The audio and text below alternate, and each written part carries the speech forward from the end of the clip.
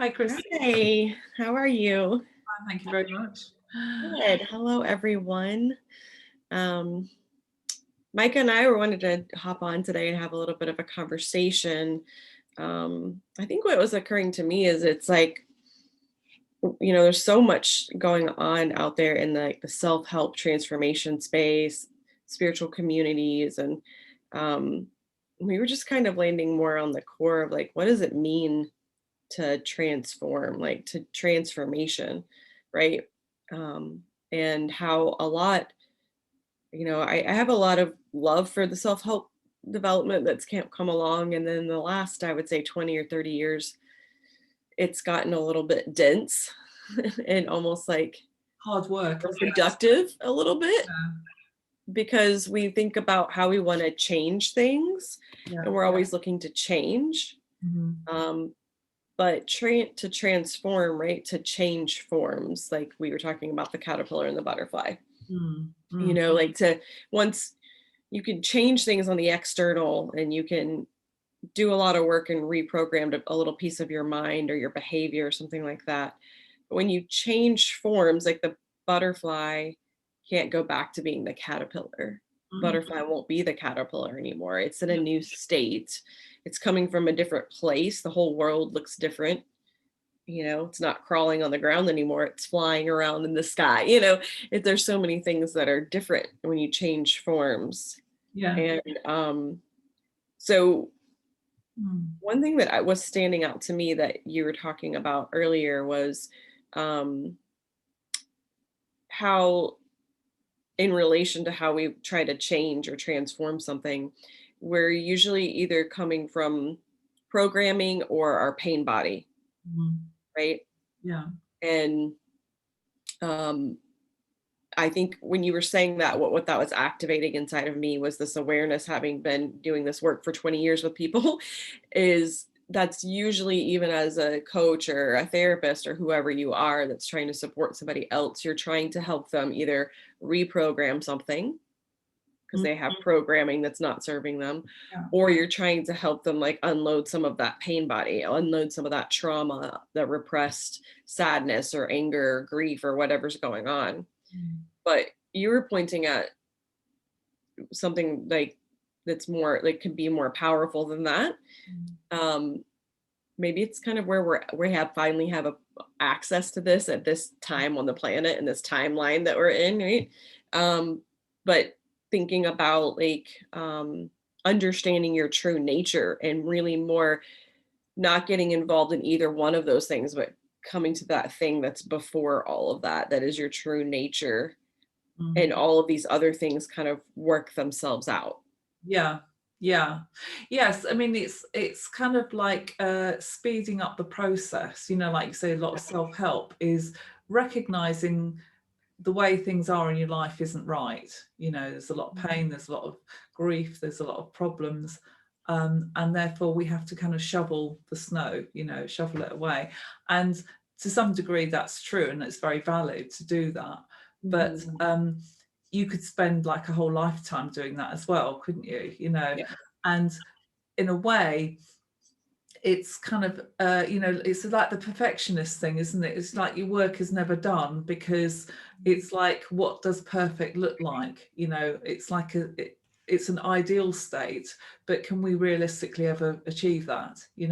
So for me the shortcut is to in a sense start to notice what precedes the compulsive actions and the compulsive actions that are driven by the pain. A lot of times we are coming from a place of need or a place of want, and that drives us into doing things that are inauthentic in a sense, and we end up going round and round in circles, noticing that this is who I am, but then we get stuck in the story about it, like, because my mother didn't love me, because this didn't happen, because that didn't happen. And it's almost like detracting from what we could be doing, which is actually noticing what comes behind that. So these energies are very compulsive, and most of the time we can't even stop them. But then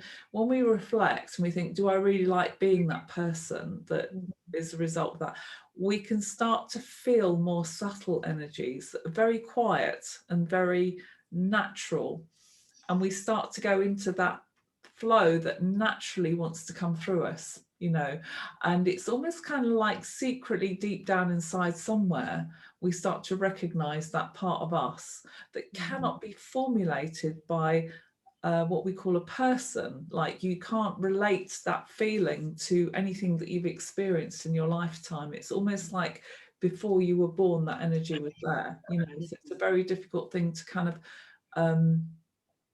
cotton on to, in a sense, but I think this is where you start to make some leaps and bounds. So if you think about the caterpillar, so what the caterpillar, how does it transform into the butterfly? It goes into cocoon, it goes into a chrysalis, and in there everything gets dissolved.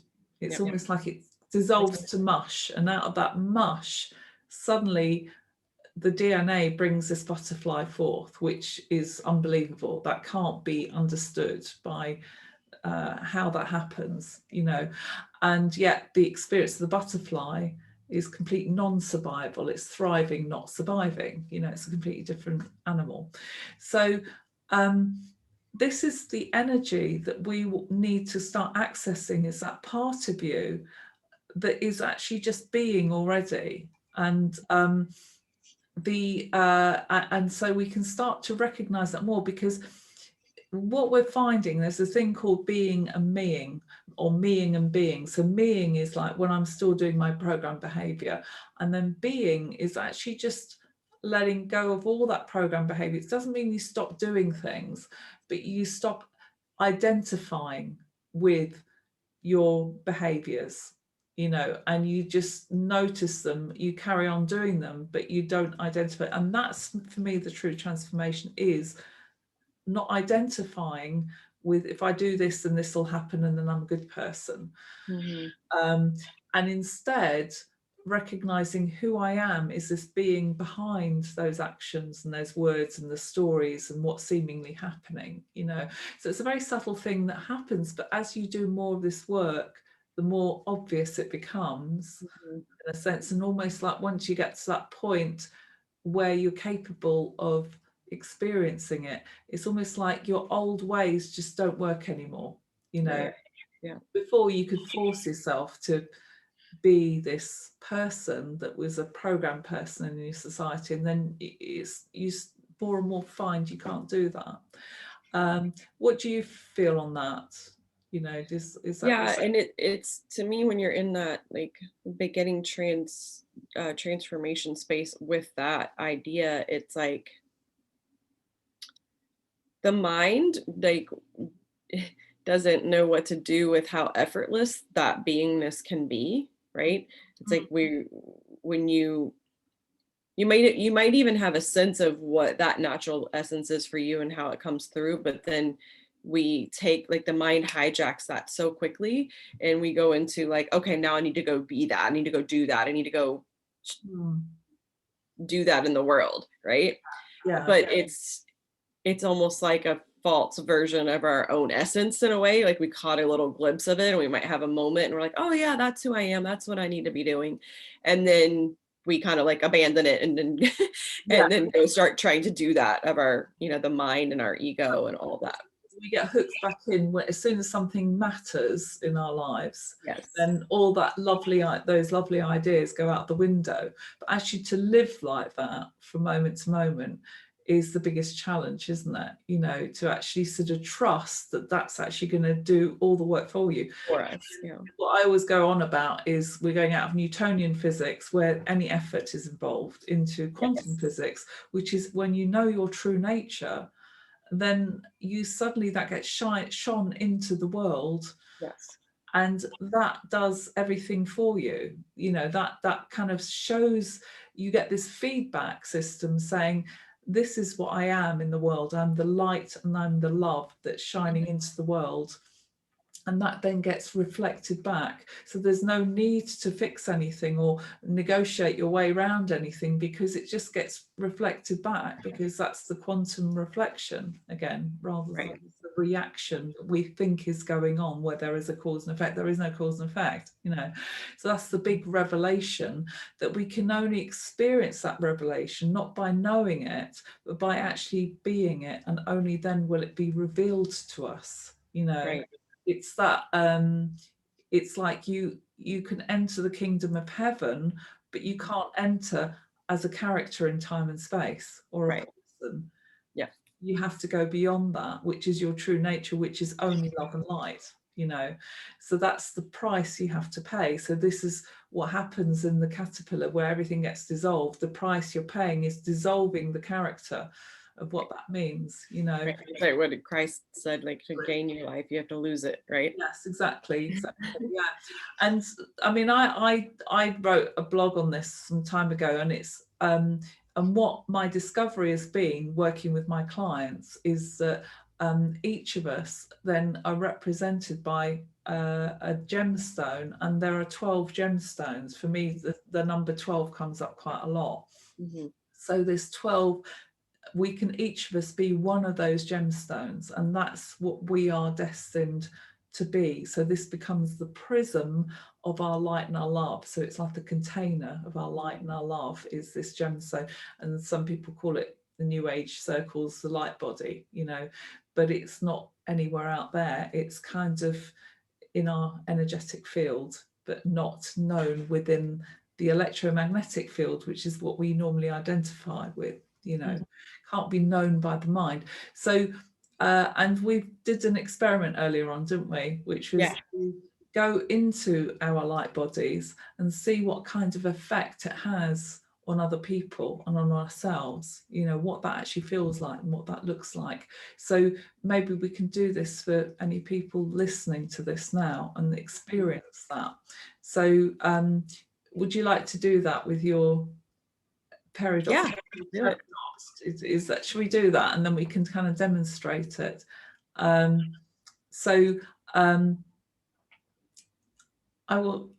can do the attunement, but just go into, I'll help you do that attunement and see what, we'll hold a space for like a couple of minutes, see what people who are watching this video can experience. So if you're watching this video, just close your eyes maybe, or keep your eyes open, and notice what's going on in your body, and feel what you subtly feel about this energy, and how it's changing you as a person inside, and the kind of person that you can feel yourself to be in the presence of us when we're being our gemstone. So I'll hand over to you, and you can be the paradox. be the paradox. Yeah. So you just want me to be in my paradox? Yeah, you just, yeah, okay. So we'll just sit there for a moment.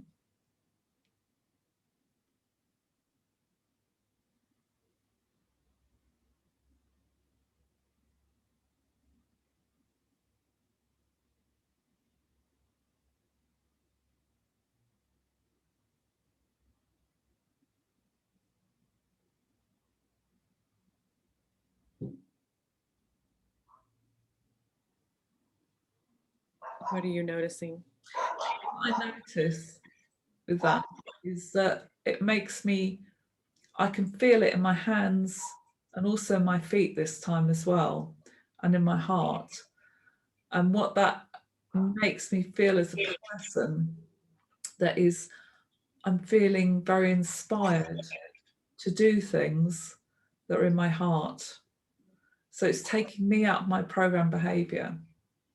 It's like wanting me to kind of forget about all my problems or all the things that I think are things I have to do, and instead just get on and do my thing. It's in my heart. So it's serving my heart, you know. And it's, in a way, it's a very reassuring energy. It's like saying it's safe for you to be who you really are. It's safe for you to do that. I'm in a very safe place, and what is in my heart is very much needed in this world. It's like, I know that I'm going to do good in this world. I know that I'm going to create something that's really, it's almost like laying down new foundations. You know, I want to lay down new foundations on things that are in my heart. You know, that my heart's got the wisdom to do that. So yes, it's making me very happy, very sort of yeah, I'm feeling at the back of my head as well. So it's about, and back of my head is, it's the back of our bodies is about receiving support. So it's like I feel supported. It's like there is an authority that's supporting me. So it's like saying, I will get lots of backing if I do what I'm doing. Everyone's be rooting for me if I do what is in my heart. So it's kind of the opposite experience to what we're like when we're children, where sometimes if we're doing things in our heart, we don't always feel supported in doing that, you know, but this is almost the opposite feeling, you know, that I'm being very, very supported in doing that. So yeah, it's very strong. I can feel it very strongly. Yeah, and I can feel it in the back of my lower back as well. Again, that's about support. Very supported, because what peridot, so peridot is a green stone, and it's about heart centered. So it's about and it's the particular meaning is enlightened support. So support, but through wisdom rather than through power, you know. So how did you feel with that? Does it make you feel when you go into your peridot? Yeah, it feels yeah, it feels really good to have it reflected back, but it feels very very spot on to what I feel like my energy just naturally does, you know, and sort of there's like a calling forth of that, like what, you know, like you were saying, like what you have to offer is needed in the world, like that kind of energy, like kind of a calling forth that yeah, and I would say that that's shown up in even my writings, you know, for decades. That kind of that kind of energy where I have this sense of like every person here has this very unique expression and gift that is absolutely needed. Like I have just a knowing. It's not like, oh, you're special and you definitely have something to offer. It's like this knowing, like, no, like you don't understand how important it is that you give us your gift, that you bring that forth into the world. The world needs you. It's like, exactly. It's like a conviction. It's not just like this, it's like a conviction that my energy, I feel like my energy has, that's like wants to call that forth out of the other.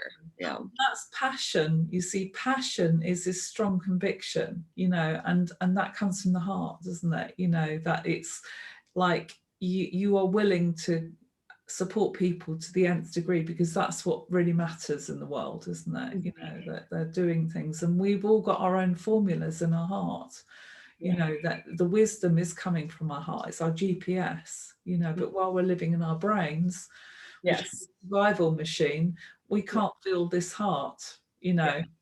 So that's really good. It's good. So, and I think where we can get tripped up is like even knowing that, and what I've watched for myself is then the mind goes, okay, well, I need to go out there and like learn all of these things, how I can support people and being who they are, right? How can I help all of that? And my own journey has reflected to me. I mean, it's not that some of that stuff is never useful. Like there's some paradigms that we can look at, there's tools that we can have, but it's like we turn our beingness into a doing. yeah. Right? It's really what's happening. It's like, you know, and I think what it is for me anyways, I'll just from my own experience is, you know, I've noticed for a long time that like what I do, I don't even know what I do. I don't know how I do it. I don't know. I can't articulate that to you or anyone else, right? Can't put that in a bio like half the time, you know what I'm saying? So then that makes me feel like that makes the mind so uneasy that it wants to now like figure out its own way of doing what I already do. Yes. If that makes sense. Yes, exactly. But it'll always be a cut down, limited version of it, you know. Exactly. And then it loses its power. But is this uneasiness of not being able, like, to know how I do what I do from the mind. Exactly. And the other really bad thing is the fact that you've got to expend your own personal energy in achieving those things that you want to achieve, because you kind of exactly. So then we're sucked into the matrix paradigm of, which is why going into this essence of our gemstone is hard, because we don't trust that like you said, will support us, will financially provide for us, will bring us the people that we need in our life, all of that, because we've been programmed in the matrix that everything comes from sacrifice. I will sacrifice this or give you all of my time to get that so that I can survive. Yeah, yeah. And it's again all about cause and effect. And that belief about cause and effect is not actually true. You know, that's just an appearance when you're functioning with the mind. You know, that's that's the paradigm that we're working in, isn't it? That with every cause there's an effect. So if right. you sit around doing nothing all day, then you're not going to earn any money, you know. Keep talking. I'm grabbing my charger. I'm sorry. Yeah, keep going. Yeah, that's exactly it. So what I'm going to do now is I'm going to go. So I'm going to do my opal. Okay. That's my gemstone. And I'll and you can sort of give me some feedback on that, because it takes like a couple of minutes, doesn't it, for the energy to come through. Yeah.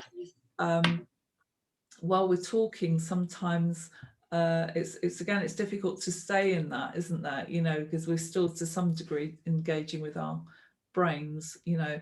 So let me just do my opal.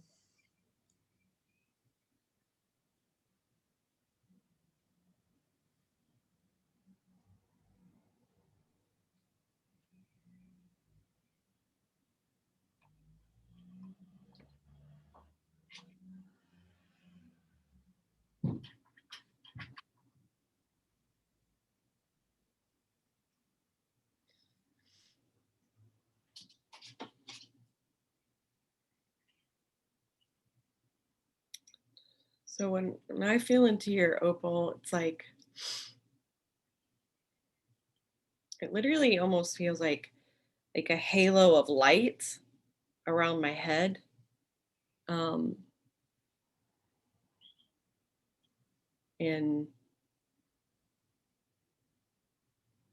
it's like,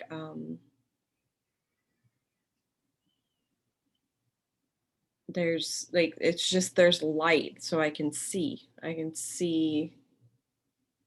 everything. Like, it's like, you know, we talked about before, like it feeling like, it's like almost like my third eye is just like bright and open, and there's a seeing of, from a non-judgmental place, though. It's not a seeing like a this or a that, or a, it's like a seeing of truth. It's just truth, and everything is standing in the presence of that truth in the moment. There's, you can't, it's like there's, you can't avoid anything. You can't, it's all like you have to look at the truth, kind of a feeling. But it doesn't feel like, you know, when somebody's trying to shove the truth down your throat. Right? It feels like,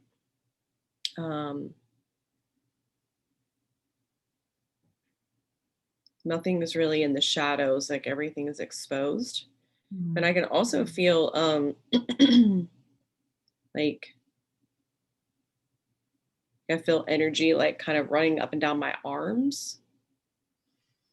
Like, I don't know what the arms represent, but like, I don't know, it feels like I can hold everything. Can hold everything that's present, everything that's anything that could come up, any person's reaction, anything inside of myself, I can hold it Mm. and be okay with it. Mm. Yes. Do you know what I'm saying? Yes. Like like it's all okay, it's all welcome, and it's like it's I can be with all of it. Mm. Yeah. Yeah, Yeah. because our minds are very programmed to avoid the truth a lot of times, because it's working in knowledge. So knowledge is seeing things from a relative position, but not from an absolute position.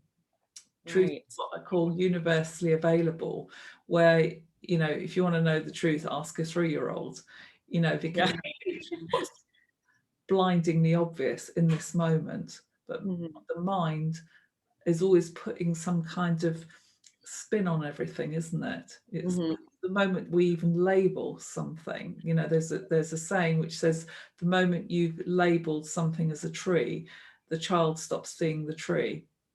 Mm. Seeing everything before it's been labeled, before it's been seen as something, and that's when we start to kind of realize that everything that's available to us in this moment is there for us, to Mhm. play with. It's like our playground, isn't it? And there's nothing sinister about it, there's nothing bad about it. It's not, we because we're avoiding certain outcomes, aren't we? Like, for example, if you got like a bill, like if you've got to pay a lot of money, we kind of think, oh my god, that's the bit I didn't want to see.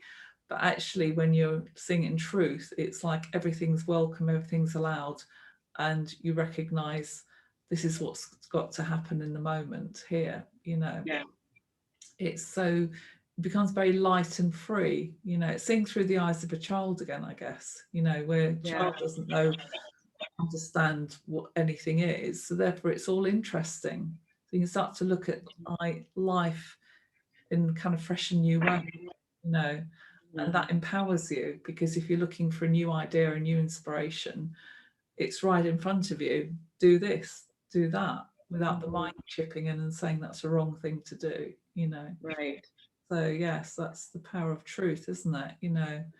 But yes, it's interesting that you feel that, and I feel what you're doing. Yeah. It'd be really interesting if anyone's watching this video to maybe put a comment below and say what they experienced when they Yeah. uh, felt into the energies that we're both holding. Um, Mhm. and we're kind of thinking about doing workshops where we can tell people what the gemstone is that they are, Mhm. and uh, how to navigate into being that gemstone. Mhm. How to start to feel into it and be that. Because it's kind of a physical experience as well as everything else, isn't it? It's not an intellectual experience, it's more of a physical thing. Mhm. Holding a vibration. Your So body. yeah, and there's 12 gemstones. So I can't remember from the top of my head, but we can talk about that another time. Sure. Each one is different. Each one has a different quality. So we each have different qualities. For example, sapphire is the adventurer. Spinel are the kind of the people with the big picture. They're the kind of the politicians, the people who have can see the bigger picture in terms of global events and things. So each of us is kind of, in a sense, destined for a certain type of gemstone, but no one is any better than any other one. We're all individual, and this is where we bring all our gifts into the world, and we kind of help each other. So you're helping me with your peridot because I have it on my heart, but I don't feel supported in doing that. Now I feel supported. I can give you your headlamps for your car, so you know where you need to drive your car. So that's Yes. a good thing, It's where really cool. we're no longer in competition with each other, or Yeah. somebody knows something more than somebody else. Because my problem is, when I do it in 3D, is I want to enlighten people. I want to tell people, because I have this light, And I think, Mhm. oh, you're doing it wrong and you're asleep. Then we talk about people being asleep and awake, but that's missing the whole point, isn't it? It's like there are no enlightened or asleep people, actually. It's, you know, when you get to that point, it's like certain people are in certain positions, relative positions, where they happen to be in a place where they're not awake for whatever reason, or they don't carry that light, put it that way. And in the same way, I happen to be in a position where I don't feel very supported by my community. So each of us are just coming from a relative position. So like I say, there's no right or wrong. It's not like you know more than I do. It's just that we each have that quality that we now can give to the world in the right way, you know. Mm-hmm. So Right. yeah. Which, you know, in the new paradigm, like we'll just all flow together and work harmoniously. Well, that's Yeah. when we're all working in the unified field, and that's where we all naturally help each other, you know.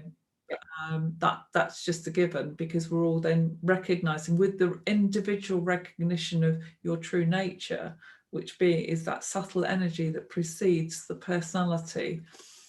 Then automatically, when we're living from that place, Mm-hmm. we meet each other in the quantum field, we meet each other in the unified field, because as more and more people start to live from that place, we naturally recognize and feel each other, and we naturally influence each other, whether we're physically around or not, actually. So I could think about you, I think about Christy, Mm-hmm.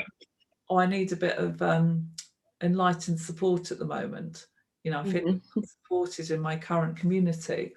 So I can Mm-hmm. think of you, and I can almost like connect with your energy, because in the quantum field, it's beyond time and space. So I can connect with you. I know another person I work with, she says, I just think of you and I suddenly have my headlamps for my car. You know, I suddenly am not seeing it in the right way and I need your light, you know. So this is amazing. It starts to get this whole work, you know. We can really benefit from each other's energies, you know. Right. So yeah, Mm-hmm. that's great. Awesome. Thanks for doing That's great. that, guys. That's really good.